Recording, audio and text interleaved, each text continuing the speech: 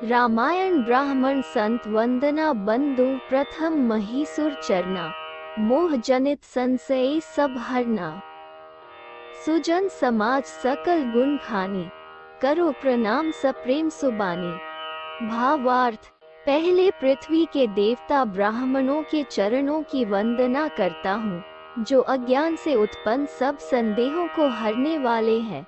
फिर सब गुणों की खान संत समाज को प्रेम सहित सुंदर वाणी से प्रणाम करता हूँ। साधु चरित शुभ चरित कपासु, निरस बिसद गुणमय फल जासु। जो सही दुख पर छिद्र दुरावा, बंदनीय जही जग जस पावा। भावार्थ, संतों का चरित्र कपास के चरित्र जीवन के समान शुभ है, जिसका फल नीरस विशद और गुणमय होता है। कपास की डोरी नीरस होती है, संत चरित्र में भी विषयासक्ति नहीं है, इससे वह भी नीरस है। कपास उज्ज्वल होता है, संत का हृदय भी अज्ञान और पाप रूपी अंधकार से रहित होता है, इसलिए वह विशद है और कपास में गुण तंतु होते हैं। इसी प्रकार संत का चरित्र भी सद्गुणों का भंडार होता है, इसलिए वह गुणमय है।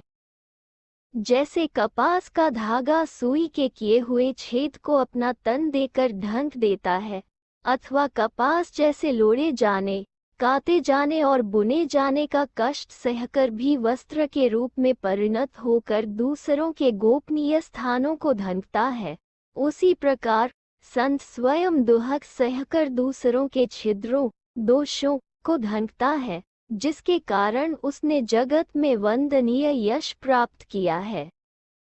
मुद मंगलमय संत समाजु, जो जग जंगम तीर्थ राजू। राम भक्ति जह सुरसरी धारा, सरसई ब्रह्म विचार प्रचारा। भावार्थ, संतों का समाज आनंद और कल्याणमय है, जो जगत में चलता फिरता तीर्थराज प्रयाग है। जहाँ उस संत समाज रूपी प्रयागराज में राम भक्ति रूपी गंगा जी की धारा है और ब्रह्मविचार का प्रचार सरस्वती जी हैं। विधि निषेधमय कलिमल हरनी, करम कथा रबिनंदनी बरनी। हरि हर कथा बिराजती बेनी, सुनत सकल मुद मंगल देनी। भावार्थ, विधि और निषेध, यह करो और यह न करो रूपी कर्मों की कथा कलयुग के पापों को हरने वाली सूर्य कन्या यमुना जी है, और भगवान विष्णु और शंकर जी की कथाएं त्रिवेणी रूप से सुशोभित हैं, जो सुनते ही सब आनंद और कल्याणों को देने वाली हैं। बटु विश्वास अचल निज धर्मा, तीर्थराज समाज सुकर्मा। सबही सुलभ सब दिन सब देसा, सेवत सादर समन कलेसा।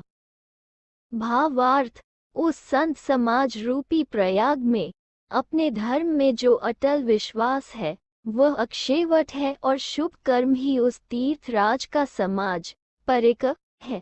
वह संत समाज रूपी प्रयागराज सब देशों में सब समय सभी को सहज ही में प्राप्त हो सकता है, और आदर पूर्वक सेवन करने से क्लेशों को नष्ट करने वाला है।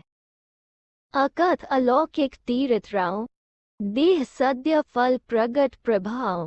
भावार्थ, वह तीर्थराज अलौकिक और अकथनीय है एवं तत्काल फल देने वाला है, उसका प्रभाव प्रत्यक्ष है।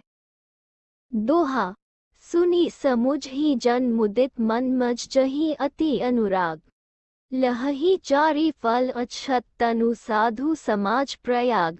भावार्थ, जो मनुष्य इस संत समाज रूपी तीर्थराज का प्रभाव प्रसन्न मन से सुनते और समझते हैं और फिर अत्यंत प्रेम पूर्वक इसमें गोते लगाते हैं, वे इस शरीर के रहते ही धर्म अर्थ काम मोक्ष चारों फल पा जाते हैं।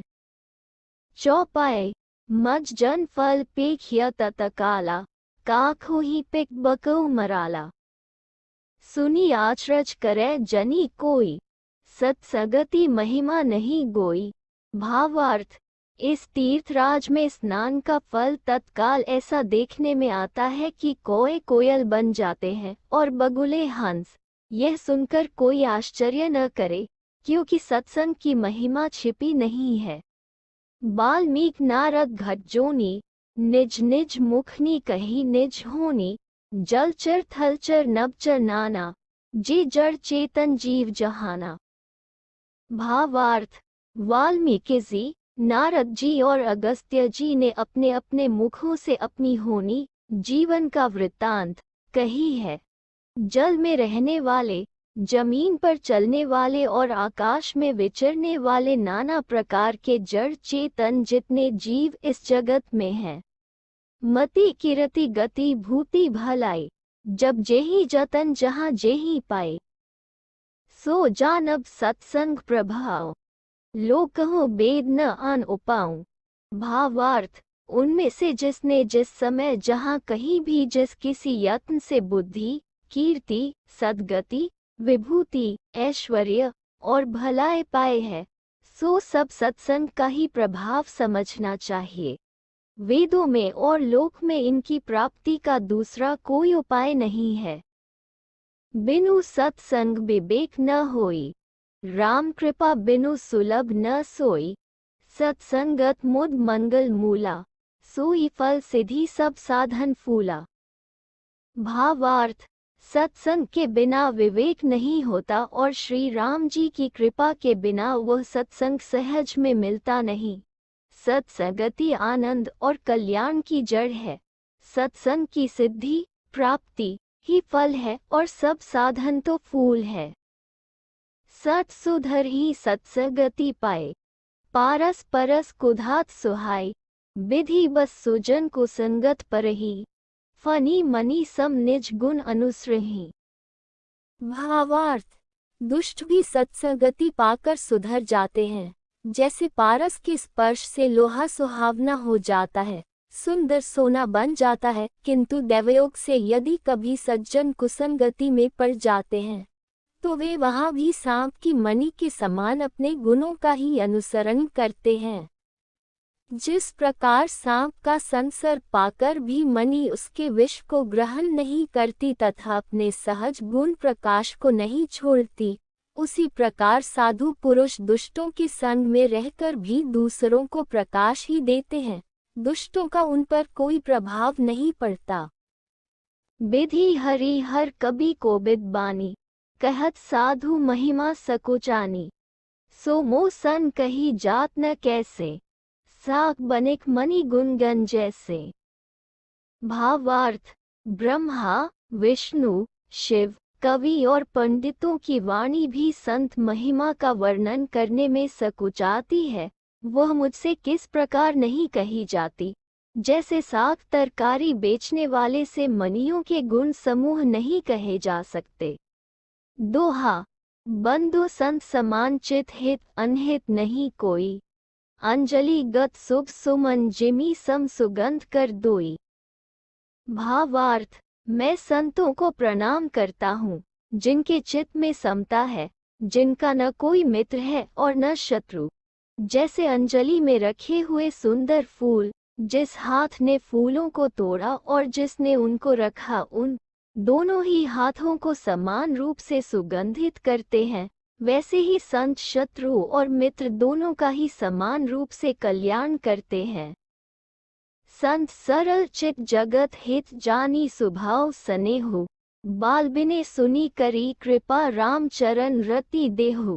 भावार्थ, संत सरल हृदय और जगत के हितकारी होते हैं। उनके ऐसे स्वभाव और स्नेह को जानकर मैं विनय करता हूँ। मेरी इस बाल विनय को सुनकर कृपा करके श्री राम जी के चरणों में मुझे प्रीति दें।